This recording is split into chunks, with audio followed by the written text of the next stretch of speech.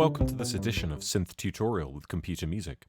In this edition, we're going to be using our Zebra CM plugin to recreate a classic Moog modular sound, a little bit reminiscent of the sound that you can hear on the beginning of the opening titles from Stranger Things. The arpeggiated sequence that was created using a Moog modular system by Kyle Dixon and Michael Stein has become synonymous with the opening title sequence of the show, as well as a sonic retro inspiration for wider contemporary production. So let's begin by opening a copy of your DAW and loading a copy of the Zebra CM plugin. We're going to begin by performing an Initialize. We do this by going to the top of the display of the Zebra CM plugin, clicking in the display area, coming down to the bottom and selecting Init. And for anyone that's new to using this plugin, it's worth mentioning that anytime you click and hold on a pot or anything that requires a value alteration on screen, you'll see the value for that displayed at the top in the display section. Before you start creating your sound, we advise that you go down to the master control element, which is on the bottom right hand side, and change the volume to a value of 50 as displayed in the upper display. We're going to begin our sonic creation using oscillator number 1, which is over on the top left hand side. First thing we need to change is the waveform itself. Currently it reads a sawtooth, and we're going to click and hold on that waveform and change it so the value at the top reads 2.00. This should yield a square wave. To recreate the sound of a Moog modular, we want to imagine that we have more than one oscillator. And so we can do this by adding some aliasing to oscillator 1 by clicking on the 2, which is in the top left hand corner of this section. This will thicken the oscillator texture and make it sound like we have more oscillators than we actually do. We're also slightly going to skew the symmetry of the waveform by going to the symmetry pot, which is the bottom right hand side of the oscillator 1 section.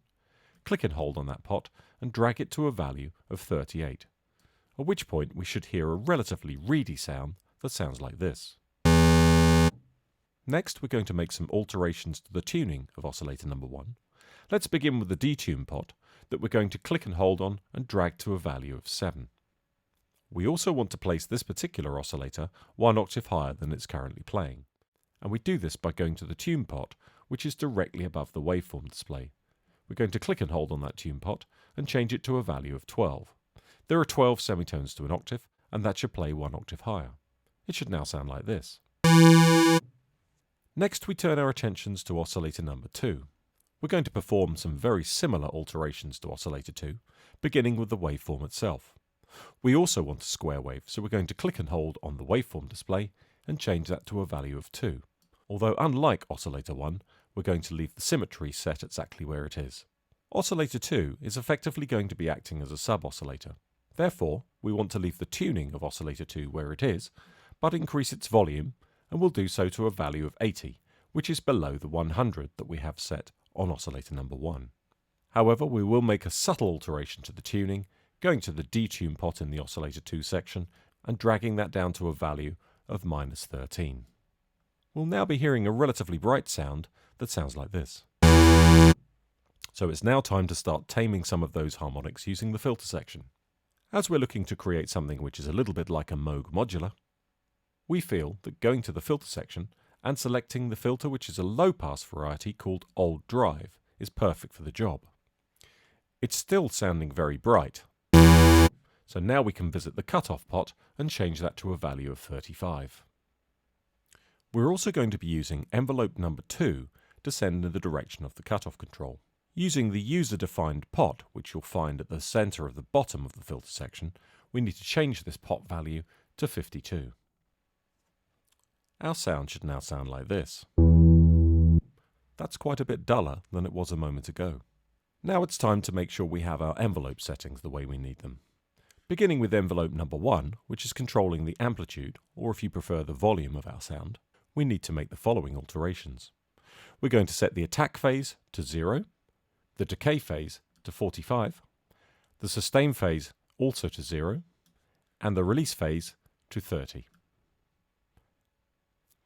Envelope 2, as we just mentioned, is heading in the direction of the filter, and we need to make some very similar settings here. So make sure the attack phase is set to 0, decay set to 45, sustain set to 14, and the release phase set to 22. This means that now when we play a note, we hear a very percussive front, but quite a gentle back end to the sound as the sound dissipates along with the filter. Now at this stage, you could actually just play the sound and alter the cutoff control to make it sound the way you would prefer it to sound. However, we're going to do a few things to make the music a little bit more interesting. From a technical stance, we're going to make sure that we've got a compressor plugged in, and on this occasion we're using SSL's fantastic X-Valve compressor. Being something which is akin to a valve model is perfect for the vintage sound. But if you look in your DAW, you may well find compressors that will emulate FET compressors, which will also be perfect for the job. We're also using a plate reverb. This one happens to be from Universal Audio, but any reverb with a plate setting will do. Now, while there's nothing wrong with using the sound as it currently stands, and simply changing the sound in real time with your mouse, it's worth considering the option of using automation from within your DAW. We've actually got this set up here. We have two examples of automation. First of all, on the second line here, we have control of the cutoff pot on the filter. But the second element we have exploits a technique which they actually use on the sound from Stranger Things. What we've got here is a volume control which is directly controlling the volume of oscillator number 2. If you remember, that's the sub-oscillator. This means that when we play the sound with the automation, you can see the volume of the second oscillator increases as the track progresses. The combination of these two elements is really perfect for driving a musical phrase to its pinnacle point. It's definitely something to consider if you're looking to try and make your music a little bit more elaborate. So that's our Strange Fiction patch for this month. We'll see you next time.